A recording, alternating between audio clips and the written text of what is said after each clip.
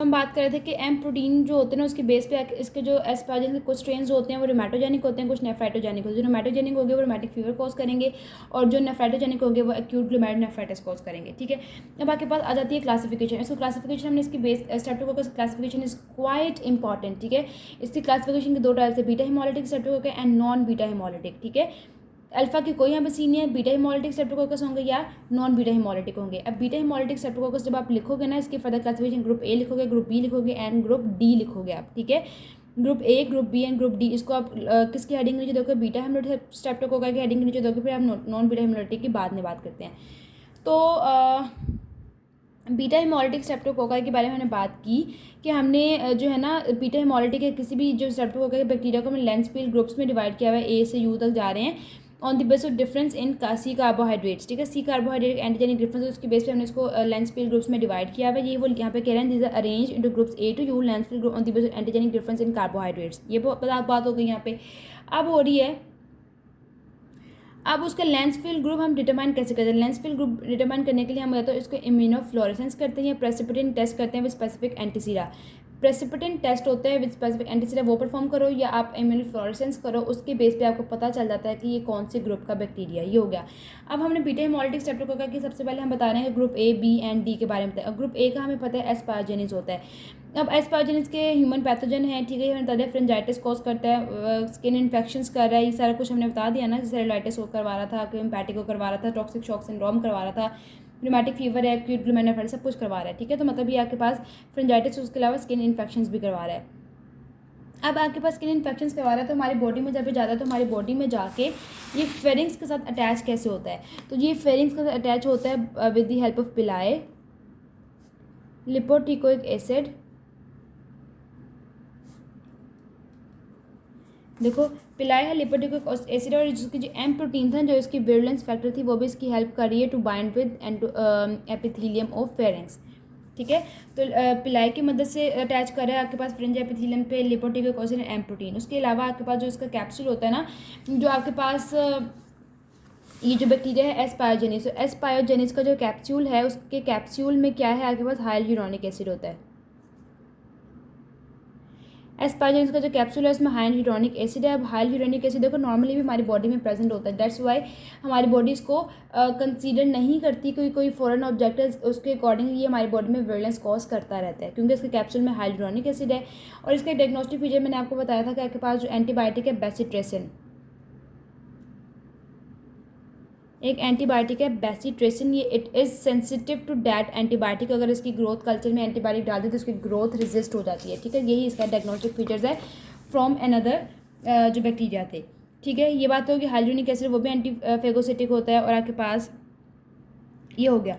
अब group B के बारे में मैंने बताया कि ग्रुप बी का नाम था एगालैक्टी। ठीक है, अब ग्रुप बी देखो हमने बात की थी कि ग्रुप बी आपके पास न्यूबॉर्न्स में सेप्सिस और मेनिंजाइटिस कर रहे थे। तो न्यूबॉर्न में सेप्सिस और मेनिंजाइटिस कैसे कर सकते हैं ये, जब कब तब कर सकते हैं जब आपके पास उसकी जो मदर है या फीमेल है उसको जेनिटल ट्रैक में कोलोनाइज किया उन्होंने। ठीक है, तो आपके पास genital tract of the woman को कोलोनाइज करते हैं, इसको आपके पास न्यूनेटल मेनिंजाइटिस कोज करते हैं और सेप्सिस कोज करवाते हैं। ठीक है, और आपके पास जो एगालैक्टी वाले होते हैं ये जो है ये बेसिट्रेसिन उसके रेजिस्टेंट होते हैं। ठीक है, और आपके पास हिपोरेट की हाइड्रोलिसिस करवाते हैं जो इसका एक इंपॉर्टेंट डायग्नोस्टिक क्राइटेरिया है। अब आपके पास आ जाते हैं, ग्रुप ए बी हो गया हमारे पास। ग्रुप डी में हमारे पास फिकैलिस आता है और बॉबिस आता है। अब जो फिकैलिस और बॉबिस था, फिकैलिस आपके पास एंटेरोकोकाई है, उसमें फिकैलिस और फीकियम भी आता है और आपके पास एक नॉन एंटेरोकोक्स है वो बॉबिस है। अब आपके पास जो एंटेरोकोकाई जो है ना मेंबर जो कि फिकैलिस है फीकियम है, ये आपके पास नॉर्मली हमारी बॉडी में कहाँ पे होते हैं, नॉर्मल फ्लोरा होते हैं कोलोन के। ठीक है, जो फिकैलिस है ये हमारे पास नॉर्मल फ्लोरा किसके हैं, कोलोन के नॉर्मल फ्लोरा होते हैं। और वहाँ पे आपके पास कोई भी जो बैक्टीरिया हमारे नॉर्मल फ्लोरा है ना, जब इसको हमारी ब्लड स्ट्रीम तक रसाई मिलती है, हमारे टिश्यूज़ तक रसाई मिलती है तो ये आपके पास पैथोजेनिक हो जाते हैं। तो कोलोन में तो कुछ नहीं कहते, लेकिन वहाँ से जब यूरिनरी ब्लैडर में जाते हैं, वहाँ से जब हमारे पास बिलियरी सिस्टम में जाते हैं, या वहाँ से जब कहाँ जा रहे होते हैं आपके पास कार्डियोवास्कुलर इन्फेक्शंस करवाते हैं अगर आपके पास ब्लड में चले जाएँ। ठीक है, तो नॉर्मल फ्लोरा ऑफ कोलोन में है। अभी यूरिनरी इन्फेक्शंस करवा सकते हैं, बिलियरी इन्फेक्शंस करवा सकते हैं, आपके पास कार्डियोवास्कुलर इन्फेक्शंस करवा सकते हैं। ठीक है, और आपके पास ये मैंने आपको बताया था कि जो आपके पास फिकैलिस है, जो आपके पास ये एंटेरोकोकाई फिकैलिस वाले थे, ये आपके पास जो हाइपरटोनिक सलाइन 6.5 उसमें ग्रो कर जाते हैं, ये भी मैंने आपको बताया था। ठीक है, उसमें ग्रो कर जाते हैं, इवन बाइल में भी and they are not killed by penicillin G. तो मैंने आपको बताया कि जो ई फिकैलिस है वो बाइल में भी ग्रो कर जाते हैं, उनके अलावा हाइपरटोनिक जो सलाइन सोल्यूशन है वो भी इसको किल नहीं कर पाती, इवन पेनिसिलिन जी भी नहीं। तो पेनिसिलिन जी के साथ हमें जेंटामाइसिन ऐड करनी पड़ती है जिसकी वजह से इसको हम किल कर सकते हैं, ठीक है। उसके बाद आ जाता है आपके पास बोविस। अब आपके पास जो बोविस होता है ना वो आके जैसे कि फिकैलिस था वो जो था वो ग्रो कर रहा था हाइपरटोनिक में, बट आपके पास बोविस ग्रो नहीं कर पाता हाइपरटोनिक, और एक पेनिसिलिन जी भी इसको किल कर देते, वहाँ पे हमें जेंटामाइसिन ऐड करनी पड़ रही थी। अब आ जाता है